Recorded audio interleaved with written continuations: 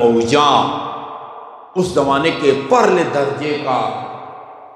دہری اور منکر خدا امام کے سامنے بے بس ہو جاتا تھا، لیکن اس دنیا سے دہری اٹھا، یعنی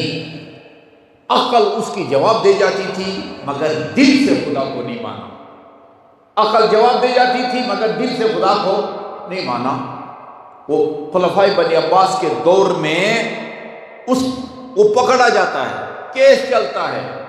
عدالت نے ابن ابی الاوجاع منکر خدا کو سزائے موت سنائی، وہی عدالت میں کھڑے ہو کے اعلان کیا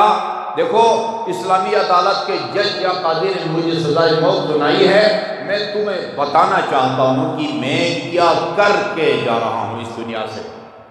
کہا میں نے 4000 احادیث گڑھی ہیں، ان 4000 احادیث میں نے حلال محمد کو حرام اور حرام محمد کو